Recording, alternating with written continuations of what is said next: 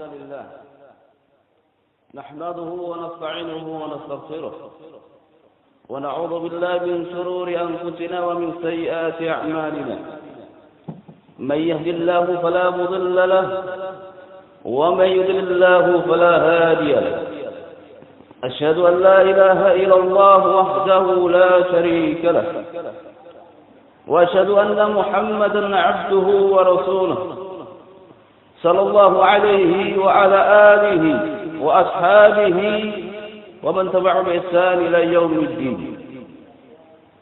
أما بعد فقد قال الله عز وجل في الكتاب الكريم: يا أيها الذين آمنوا اتقوا الله حق تقاته ولا تموتن إلا وأنتم مسلمون. فقد قال الله تعالى: يا أيها الناس اتقوا ربكم الذي خلقكم من نفس واحدة وخلق منها زوجها وبث منهما رجالا كثيرا ونساء واتقوا الله الذي تساءلون به والأرحام إن الله كان عليكم رقيبا. وقد قال الله تعالى: يا أيها الذين آمنوا اتقوا الله وقولوا قولا سديدا يصلح لكم أعمالكم ويغفر لكم ذنوبكم ومن يطع الله ورسوله فقد فاز فوزا عظيما. فإن أصدق الحديث كتاب الله وخير الهدى هدى محمد صلى الله عليه وسلم وشر الأمور محدثاتها وكل محدثة بدعة وكل بدعة ضلالة وكل ضلالة في النار. عباد الله، اعلموا أن الله خلقنا في هذه الدار لعبادته تعالى. Ketahuilah ayuhal muslimuna bahwa kita diciptakan oleh Allah Subhanahu wa taala di dunia ini untuk beribadah kepada Allah. Dunia bukanlah tujuan kita. Dunia bukanlah tempat akhir kita.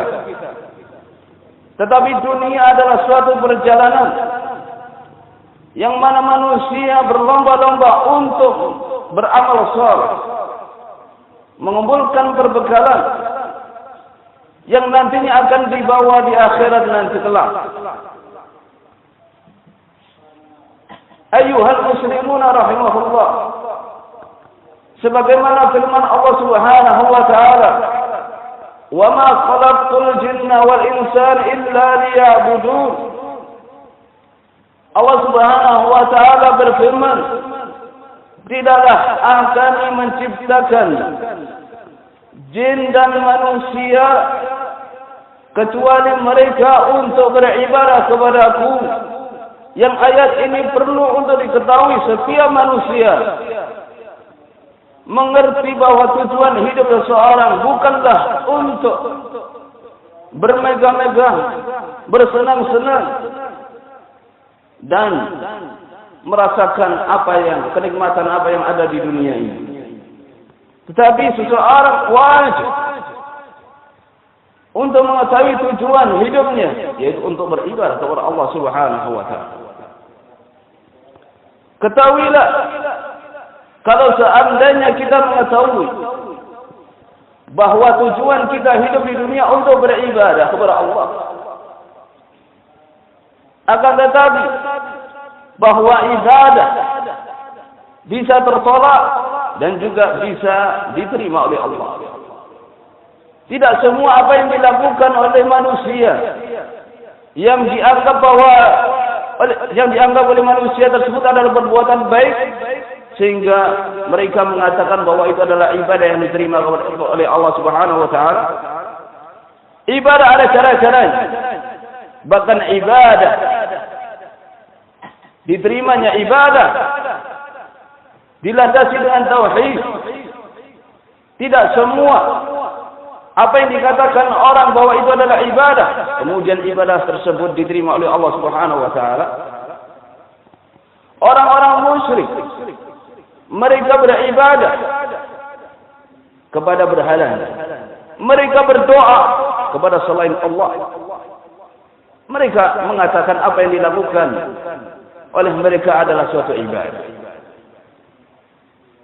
Bahkan Nabi Ibrahim alaihi salam berkata kepada bapaknya dan kaumnya, "Wa id qala Ibrahimu li abihi wa qaumihi innani bara'un mimma ta'budun." Ketika Nabi Ibrahim alaihissalam berkata kepada bapaknya dan kaumnya, sesungguhnya aku berlepas diri dari apa yang kalian sembah, yang kalian ibadahi. Bahwa orang-orang musyrik, apa yang dilakukan oleh mereka juga dikatakan ibadah. Tetapi ibadah mereka bukanlah ibadah yang sahihah, bukanlah ibadah yang benar, tetapi peribadatan mereka adalah ibadah yang batil. Karena mereka terjerumus, terjatuh dalam kesyirikan. Kesyirikan adalah penyakit besar yang bisa merusak ibadah seseorang. Kalau seandainya seseorang beribadah dengan sebanyak-banyaknya, setiap hari, setiap malam mereka beribadah, yang dilakukan dengan lisannya atau badannya, bahkan hartanya, tetapi kalau dia terjatuh dalam kesyirikan, maka ibadah tersebut akan rusak dikarenakan syirik yang telah dilakukan. Karena itulah ayyuhal muslimuna, untuk menjauhi kesyirikan, sebelum seseorang beribadah, untuk mengetahui syirik. Jangan sampai seseorang beribadah kepada Allah tetapi tidak meninggalkan kesyirikan, bahkan mencampurkan antara ibadah kepada Allah dan juga kesyirikan kepada Allah Subhanahu wa taala. Bahwa syirik adalah dosa yang paling besar, bahkan dosa yang tidak diampuni oleh Allah Subhanahu wa taala kalau orang tersebut tidak bertaubat. Inna Allah la yaghfiru an yushraka bihi wa yaghfiru ma duna dzalika liman yasha. Allah Subhanahu wa taala berfirman, sesungguhnya Allah tidak mengampuni dosa syirik, tetapi Allah mengampuni dosa selain syirik bagi siapa yang dikehendaki oleh Allah. Dosa syirik lebih besar daripada dosa zina. Dosa syirik lebih besar daripada dosa minum khamr. Dosa syirik lebih besar daripada pembunuhan. Karena itulah wajib bagi kaum muslimin untuk mengetahui dosa syirik tersebut. Jangan sampai seseorang terjatuh dalam kesyirikan. Ayyuhal muslimuna rahimahullah.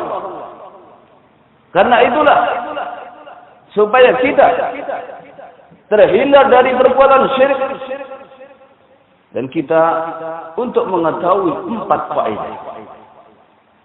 Yang 4 faedah ini telah disebutkan oleh beberapa ulama yang sepantasnya bagi seorang muslim untuk mengetahui 4 faedah tersebut. Kaidah yang pertama, bahwa orang-orang musyrik di zaman Nabi sallallahu alaihi wasallam dan juga umat sebelum Nabi sallallahu alaihi wasallam, mereka meyakini bahwa Allah yang menciptakan dunia, Allah yang menciptakan bumi, Allah yang menciptakan langit, Allah yang memberikan rezeki. Jangan dikira bahwa orang-orang musyrik itu tidak yakin atau tidak mengerti bahwa yang menciptakan bumi ini adalah Allah. Mereka mengerti, mereka paham, sebagaimana firman Allah Subhanahu wa taala, "Qul man yarzuqukum minas sama'i wal ardh amman yamliku as-sam'a wal absar wa man yamliku as-sam'a wal absar wa man yukhrijul hayya minal mayt wa yukhrijul mayta minal hayy wa man yudabbiru al-amra wa sayaquluna Allah faqul afala tattaqun." Katakan, siapa yang memberikan rezeki dari langit dan juga rezeki dari bumi? Siapa yang memiliki pendengaran? Siapa yang memiliki penglihatan? Siapa yang menghidupkan dari kematian? Siapa yang mematikan dari kehidupan? dan siapa yang bisa mengatur urusan, tentunya mereka akan menjawab bahwa yang melakukan demikian adalah Allah Subhanahu wa taala. Mereka adalah orang-orang musyrik, bisa menjawab pertanyaan tersebut. Sehingga jangan dikira bahwa orang-orang musyrik itu tidak paham. Jangan dikira bahwa orang-orang musyrik itu tidak yakin. Sehingga jangan sekali-kali bagi seorang muslim bahwa yang dimaksud dengan syirikan itu adalah orang yang tidak mengetahui siapa Rabbnya. Jangan sekali-kali seorang muslim dikatakan musyrik itu adalah orang yang tidak mengetahui siapa yang menciptakannya. Tetapi orang-orang musyrik tersebut adalah orang yang menyembah kepada selain Allah. Walaupun mereka meyakini siapa yang menciptakan adalah Allah. Siapa yang memberikan rezeki adalah Allah. Ini adalah keyakinan yang belum bisa memastikan orang tersebut muslim ataukah tidak. Belum bisa membedakan antara muslim ataukah kafir, ataukah musyrik. Ayyuhal muslimuna rahimakumullah. Kaidah yang kedua, bahwa sesungguhnya orang-orang musyrik beribadah kepada kuburan mereka, beribadah kepada wali-wali mereka, beribadah kepada patung-patung mereka. Mereka kalau ditanya bahwa mereka sesungguhnya tidak beribadah kepada Allah, tidak beribadah kepada patung, tetapi mereka mengatakan bahwa patung tersebut adalah yang bisa memberikan syafaat, yang bisa mendekatkan diri mereka kepada Allah Subhanahu wa taala. Walladzina ittakhadhu min dunihi awliya ma na'buduhum illa liqarribuna ila Allahi zulfa. Dan orang-orang yang menjadikan selain Allah sebagai penolong-tolong mereka. Mereka mengatakan bahwa kami tidak menyembah mereka. Menyembah patung. Kami tidak menyembah patung. Kami tidak menyembah kuburan. Tetapi kuburan tersebut, tetapi patung tersebut, tetapi berhala tersebut bisa mendekatkan diri kami kepada Allah Subhanahu wa taala dengan sedekat-dekatnya. Wa ya'buduna min dunillahi ma la yadurruhum wa la yanfa'uhum wa yaquluna haula'i shufa'auna indallah. Dan mereka beribadah kepada selain Allah yang tidak bisa memberikan mudarat, tidak bisa memberikan manfaat, dan mereka mengatakan bahwa mereka itu adalah syafaat yang memberikan syafaat kepada kami di sisi Allah Subhanahu wa taala. Ini adalah syubhat bagi orang-orang musyrik. Yang perlu kita ketahui bahwa apa yang dilakukan oleh mereka adalah syirik, walaupun alasan bermacam-macam, walaupun alasannya untuk mendekatkan diri kepada Allah, walaupun alasannya untuk mencari syafaat. Allah Subhanahu wa taala mengatakan bahwa mereka tetap melakukan kesyirikan. Kenapa? Karena mereka beribadah kepada selain Allah Subhanahu wa taala. Lihatlah keadaan kaum muslimin di zaman sekarang. Mereka berbondong-bondong untuk pergi ke kuburan si fulan, wali fulan, tujuannya untuk mencari syafaat, tujuannya untuk berdoa supaya dia bisa mendekatkan diri kepada Allah Subhanahu wa taala. Apa bedanya alasan yang sudah terjadi di zaman Nabi sallallahu alaihi wasallam yang dilakukan oleh orang-orang musyrik dengan apa yang terjadi di zaman-zaman sekarang? Mereka mengatakan bahwa itu adalah sama. Mereka mengatakan bahwa itu adalah bisa mendekatkan dirinya kepada Allah Subhanahu wa taala. Karena itulah kaum muslimin untuk waspada, untuk mengerti, jangan sampai dia menganggap apa yang dilakukan adalah ibadah, ternyata ibadah tersebut adalah ibadah yang batil karena tercampuri oleh dosa-dosa syirik, tercampuri oleh kesyirikan yang pernah dilakukan oleh orang-orang musyrik di zaman Nabi sallallahu alaihi wasallam. Bagaimana seseorang untuk mencari syafaat? Tentunya orang yang mendapatkan syafaat mendapatkan izin dari Allah yang sudah diridhai oleh Allah Subhanahu wa taala. Bukan seseorang mencari syafaat ke kuburan Rasulullah sallallahu alaihi wasallam atau wali fulan, atau bahkan kepada malaikat, kalau seandainya Allah tidak mengizinnya, Allah tidak meridainya, percuma. Wa kam min malakin fis sama' la tughni sab'atuhum shay'a illa min ba'di an ya'zana Allah liman yasha'u wa yarda. Berapa banyak para malaikat? Ada malaikat jumlahnya sangat banyak. Yang syafaat mereka tidak ada gunanya sedikit pun, kecuali setelah mendapatkan izin dari Allah, kecuali sudah mendapatkan keridhaan dari Allah. Bagaimana cara untuk mencari keridhaan dari Allah? Izin dari Allah. Tentunya seseorang mencari keridhaan dari Allah dengan bersyukur, beribadah, bertauhid kepada Allah Subhanahu wa taala. In takfuru fa inna Allah ghaniyun 'ankum wa la yarda li ibadihi al-kufr wa in tashkuru yarda lakum.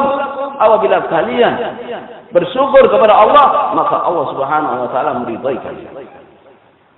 Sebab seseorang diridai oleh Allah, maka dicintai oleh Allah adalah mengikuti Rasulullah sallallahu alaihi wasallam, mentauhidkan ibadah, semua ibadah kepada Allah Subhanahu wa taala, dan orang inilah yang akan mendapatkan syafaat di sisi Allah Subhanahu wa taala.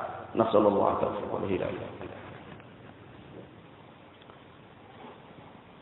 Alhamdulillah hamdan katsiran tayyiban mubarakan fihi. Asyhadu an la ilaha illallah wahdahu la syarika lah wa asyhadu anna Muhammadan 'abduhu wa rasuluh. Amma ba'd. Ibadallah,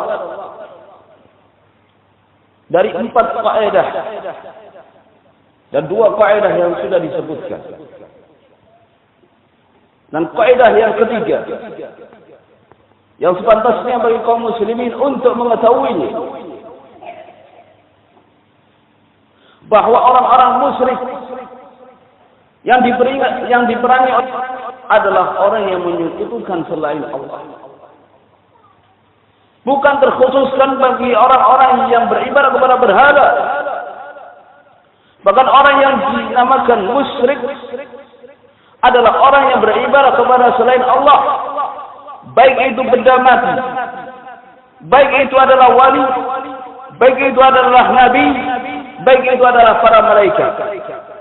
Selama makhluk tersebut adalah bukan selain Allah, tentunya semua selain Allah adalah makhluk. Barang siapa yang menyembah selain Allah, maka orang tersebut dikatakan musyrik. Bahkan di zaman Nabi sallallahu alaihi wasallam, orang musyrik ada yang menyembah kuburan. Ada kalanya orang musyrik menyembah kuburan. Ada kalanya orang musyrik menyembah berhala. Ada kalanya orang musyrik menyembah pepohonan. Ada kalanya seorang musyrik menyembah benda-benda yang dikeramatkan.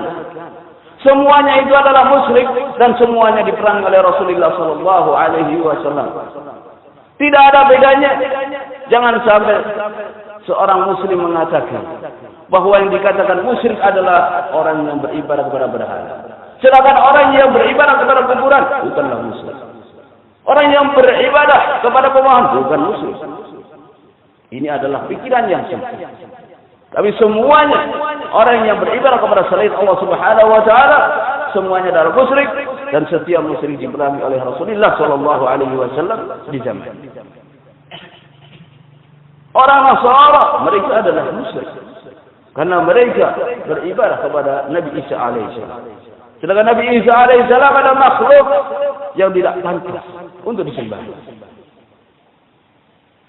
Karena itulah ayyuhal muslimun rahimahullah, untuk mengerti, untuk memahami apa itu kesyirikan, siapakah yang melakukan kesyirikan,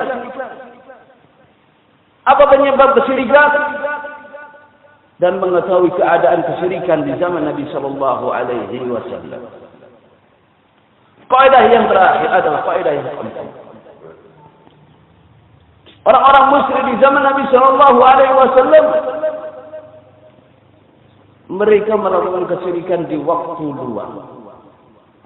Sedangkan di waktu sempit, di waktu terjepit, mereka rujuk kembali kepada Allah Subhanahu wa taala.